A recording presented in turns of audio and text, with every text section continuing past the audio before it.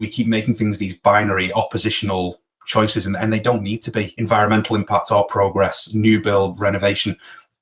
Let's try and find the spot in the middle that does the best of both worlds where we possibly can. And let's not be scared of taking advice from other people and making it collaborative rather than feeling that we have to have ownership of a particular thing. Hello, Ryan. We're back again. The hat trick. This is this is the third, isn't it? The hat trick. Yeah, I'll get the football in the post if you can sign it and send it back. That's going on. I'll pin it to the wall somehow. Consider it done. I'm holding you to this now, by the way. Oh, okay. All right. I need to either steal my son's football or go and buy one. Don't do that. Don't do that. Yeah, true. Okay, we digress straight away, but let's start on a less than positive note, and then we'll increase the positivity as we go along, I think, in this episode. And yeah, I'll let you be the bringer of doom. The bringer of bad news. The bringer of bad news and the bringer of doom this week. Well, yeah. I will, but let me do a couple of spoiler alerts. But I think there is good news coming within this episode. I think it's just important to scene set and provide some context. But also, I'm surprised viewers were almost assumpted a couple of bits of breaking news as well, hot off the press this morning. Wow. That very sort of timely and related to the bits that we wanted to cover off today. But the first bit, kind of no avoiding it, is the latest survey from RICS on the UK residential market. Not phenomenal, which is why we're ripping off the plaster and we're getting to the bad stuff early. So this is a survey of their members for the month of September. It will surprise no one, I think, and even anecdotally, if people weren't that close to the stats and so what's happening in sector, I think most people would tell you that the housing market feels subdued at the minute. This doesn't look great across the board. Now, a lot of these things, they're not directly related to the construction of properties or even kind of the RMI market directly, but kind of, I guess, leading indicators of sort of things to come. So weak buyer interest. So net new buyer inquiries slipped 19% for the month, which is the third successive month of decline. And again, the fact that that's the third and that the decline is that steep, I think it's a bit of a worrying number, that one. Sales activity, that softens as well, with agreed sales down 16%, which again, some of you would think is typically kind of anecdotally peak season for these things. You'd expect a small drop, but again, 16% feels like a pretty sizable contraction as well. If you go just to lighten the mood a little bit, if you're going in a supermarket and there's 16% off something, it's gonna swing your attention a little bit. Yeah, absolutely. I think we've spoken about this previously as well. Historically, housing market's kind of been a proxy for the wider economic environment, has laid Edwards, where you get housing bubbles and stuff like that. So downward pressure on house prices.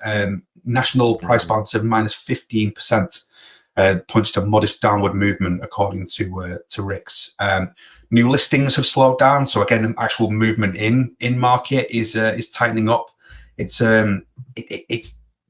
red arrows pointing down across the board, regardless of what part of the residential sector you happen to be in. So not happy reading, particularly for a government that want 1.5 million homes across the next 4 years now. And for a sector that, as I say, whether it's new build and it's people sort of that are employed on that side of things, whether it's people involved in the RMI market, people looking to move properties, or landlords, etc., looking to improve properties while they're moving on stock. It's bad news for anyone that has a hand on that sector at the minute, I would suggest. I don't know what you make of those numbers. Yeah, I mean, it's almost bubble bursting time, isn't it? We're not there, but it's certainly a downward trajectory that nobody wants to see. And no matter how you spin it, it doesn't look. It's not great reading. And You'd like to think that we're near a bottom and there's going to be numbers that are black or the arrows pointing upwards in a nice green color very soon. I think within everything you can probably find some positives in and around the country. I haven't got any stats and I haven't done any detailed research, but there will be pockets here and there which aren't feeling that, which probably are. Houses are moving, houses are getting built in some way, shape or form.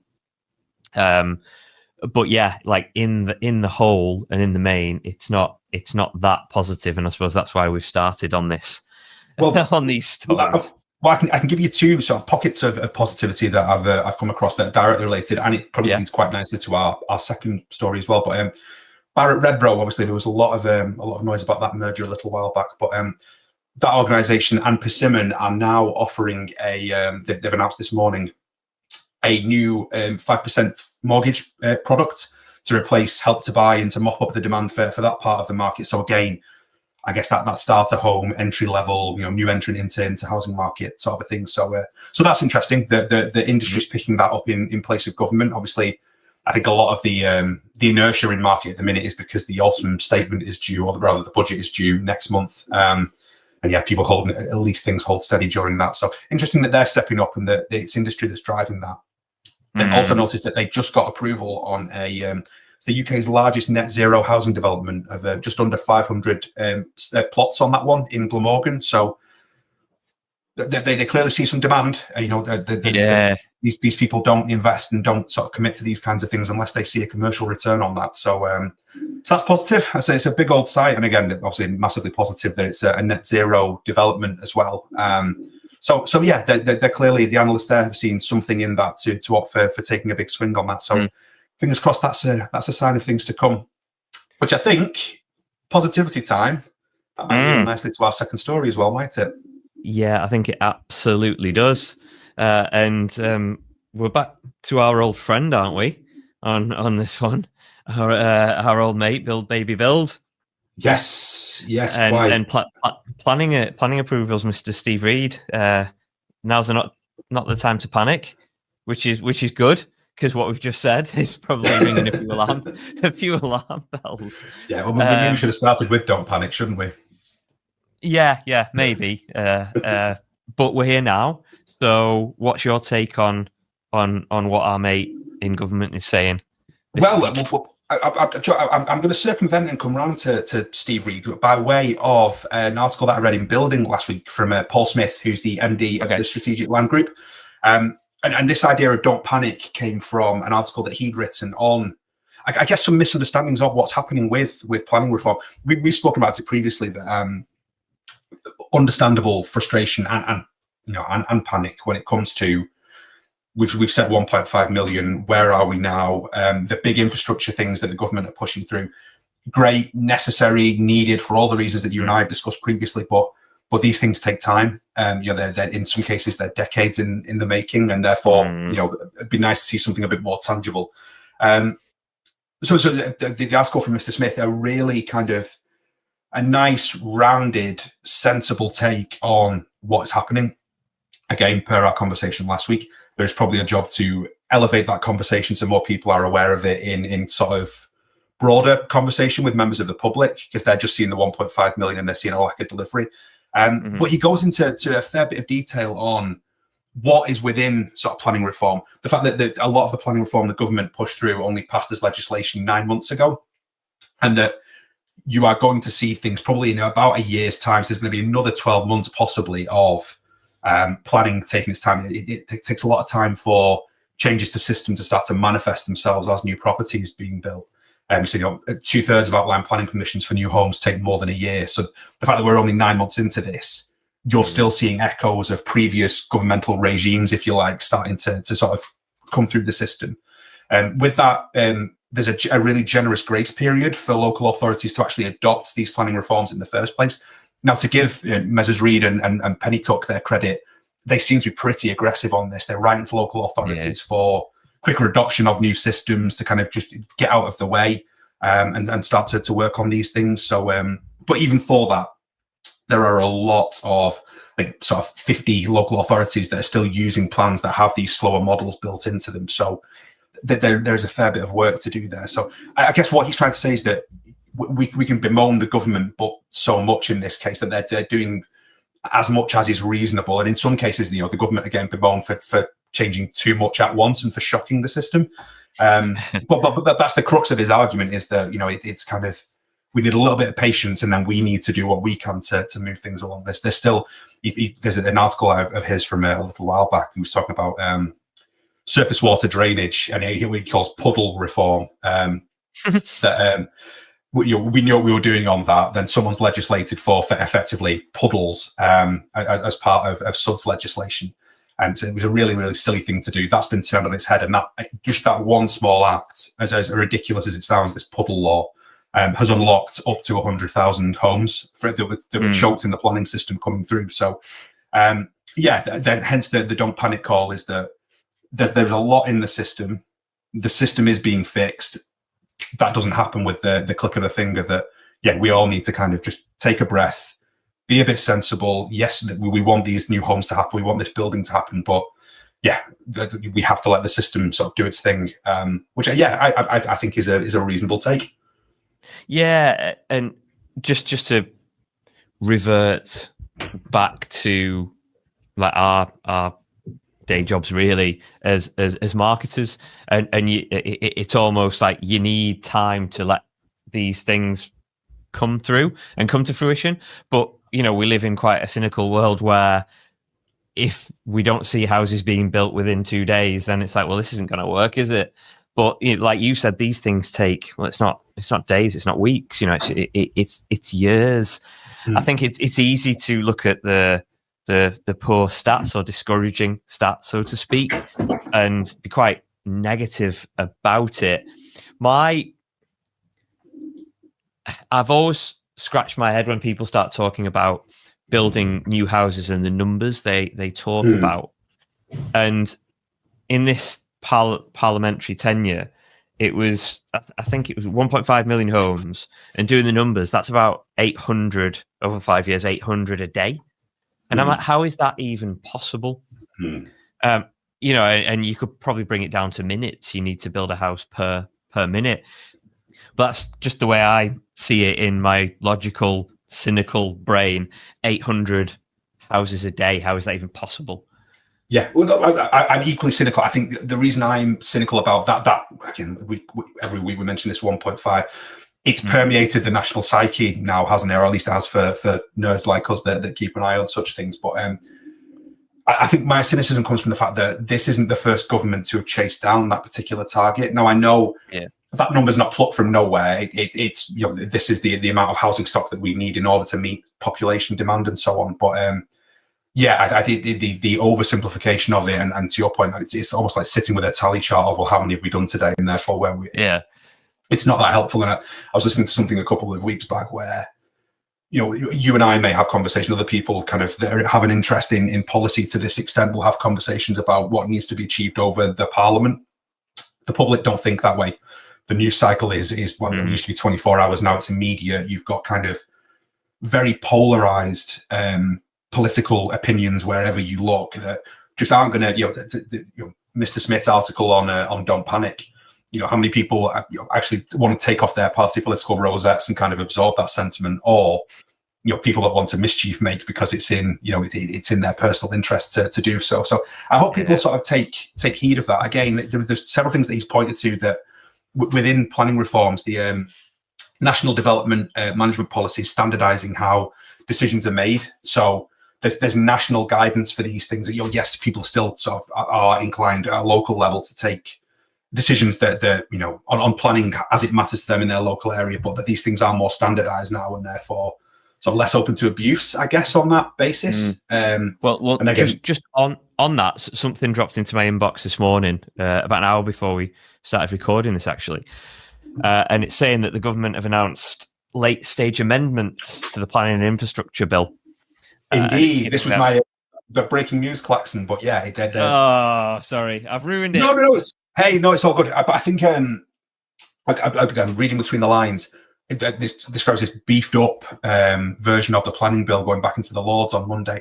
I think is that a good sign? Am I being too optimistic? Am I being too glass-eyed? But the fact that they're not kind of meekly, or doing what I have to be cynical.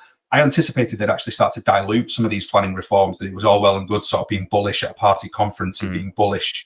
When you're a new government coming into things, but given where approval ratings are at the minute, I really thought they'd start to dial some of this back in an attempt to appease sort of various voters. But the fact this is going through the Lords in a kind of, again, with further means of speeding up planning is I'm actually really encouraged by that. I've got to be honest.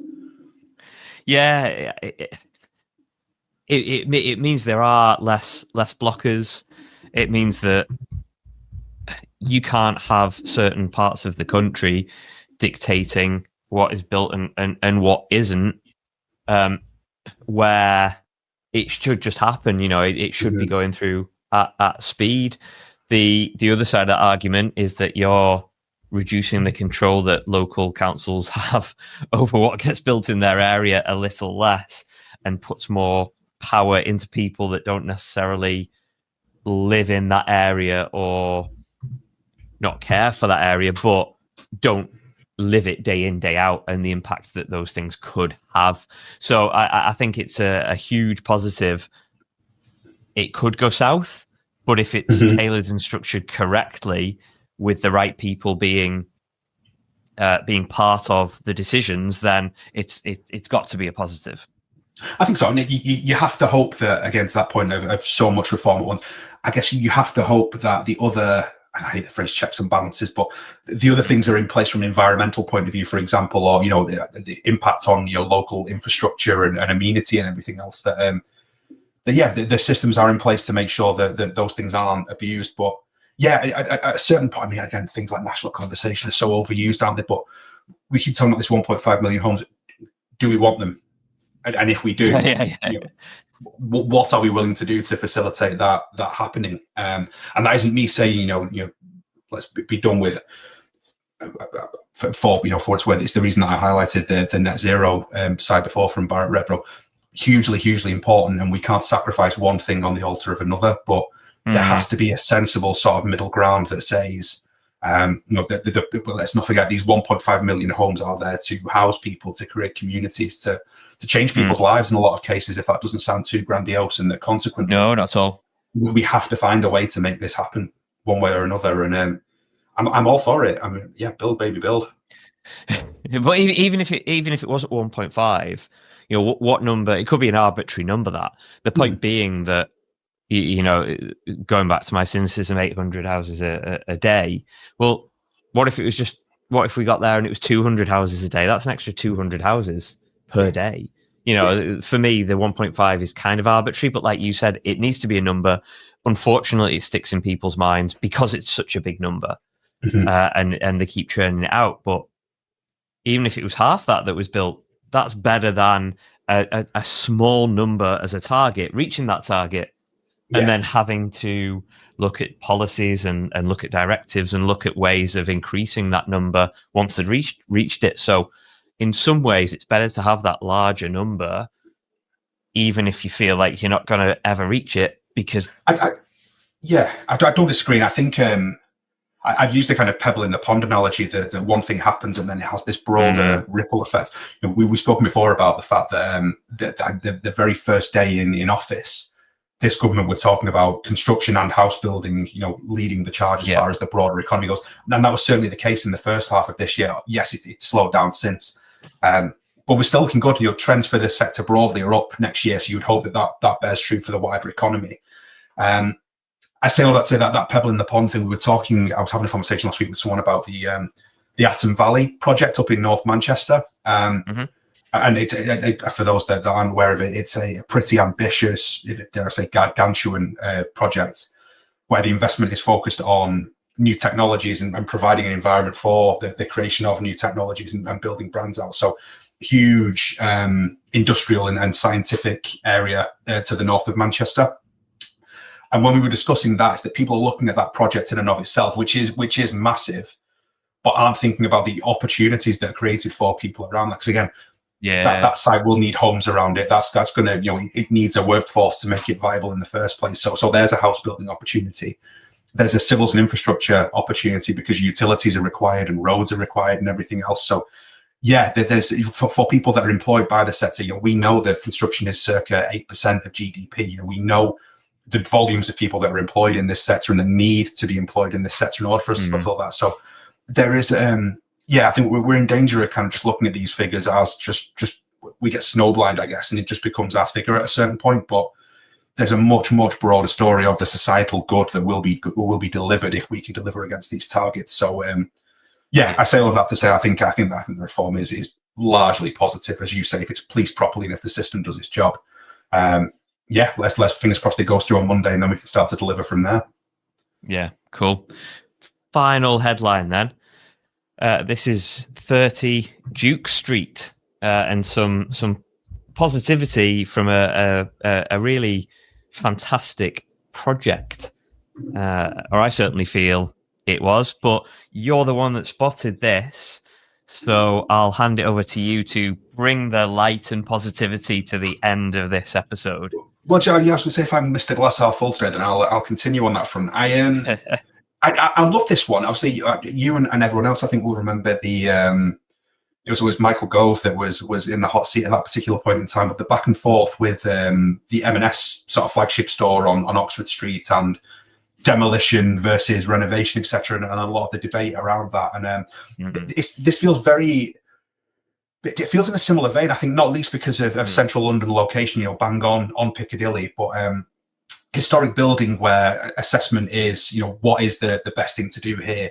Superstructure exists, and therefore, do we save it and go from there? But then a lot of the assessments done on it indicate that the building is too old to be repaired sensibly in any meaningful degree, and therefore, retaining this is just impractical at a certain point. And this is why I love this again. This idea of not panicking and compromise. This felt like a very sort of sensible middle ground way through, where the architects and the contractor and the other sort of sub teams involved have been able to find a way to be as sympathetic to the original building and its surrounding area. They found a way to minimize environmental impact, accepting that there is always going to be some, or in most cases there will be environmental impact when it comes to construction. And yeah, not even to throw either on the demolition side of things or on the regen side of things, not to throw baby out with bathwater, just trying to find what is ultimately the best solution for this building and its surrounding environment, which I think is ultimately what we're here to do in the first place. And just to give you some of the stats on what they've been able to do with this. So using things like, they recycled a lot of the original stone from the building, which I found was pretty incredible. So 70% of the Portland stone that was used on the sort of the architecture on the outside, coming from the existing building. 78% of the 8-story building constructed from reclaimed steel, which is incredible. So some of that from the original, but obviously some of that impractical. But where they've had to bring in steel from third party, that's all been recycled as well. And when you look at the scale of this building, what they've been able to achieve, 100% recycled glass, as well, and 100% recycled aluminium. It's phenomenal, and I think if this is what the future looks like for this type of project, I think we're looking pretty good. There's a lot of our city centres that have a lot of history and heritage that we don't necessarily want to be done with. Per the project that you flagged a couple of weeks back. But yeah, this feels like a really sensible, practical way to be able to keep as much character, as much heritage, and limit the amount of new resource and new material that has to go to site, but deliver it in a way that makes sense. I don't know if you managed to have a look at this one yet. Yeah. I love the whole make, do, and mend kind of mentality out of all this, and the fact that the exciting thing is that collaborative approach. Everyone has to work cohesively across the supply chain to make this work, because it's not just order material, ship it, use it on site. And I'm really dumbing down our supply chains there, but that's essentially what we do, and then get rid of a bit of wastage and overspill. But who wouldn't, as an architect, who wouldn't as a contractor that likes a challenge, and who wouldn't want to hone and refine their skills on using reclaimed material and finding different ways to use the granite that's already there, the marble interiors, and how you reconstruct certain areas or transfer them from maybe floor tiles to wall tiles or whatever it might be. Like the skills and abilities and challenges and collaboration and everything that's not just the final building and the circularity of it, but everything that goes in between. I think it's something to be admired, and something that we're a million miles away from, but it should almost be commonplace. It should almost be, we shouldn't be talking about this because this should just be a build as a build should be. Yeah, I don't disagree. But and to add some more weight, sorry, Peter, to your point on dumbing down the supply chain. So I think sometimes that they're taking it back to basics, I guess. There's that famous Einstein quote that I'll butcher of make it as simple as possible, but no simpler than that. There's again, there's a great article on building that we can share the link to that sort of is an in-depth case study on this project. But there was a quote that I absolutely loved from Louisa Treadwell, who's the sustainability associate at Elliott Wood that were working on this as the structural engineer and sustainability consultant. So we made a huge collaborative effort where everyone wrote down carbon reduction opportunities for the project. So working across the supply chain, it's not even her organization acting as sustainability consultant. It's not, well, hands off, this is our role and therefore we're going to tell you what's happening with this. It's, well, hang on a second, we've got specialist subcontractors, we've got materials providers, we've got experts from across the supply chain working on this huge project.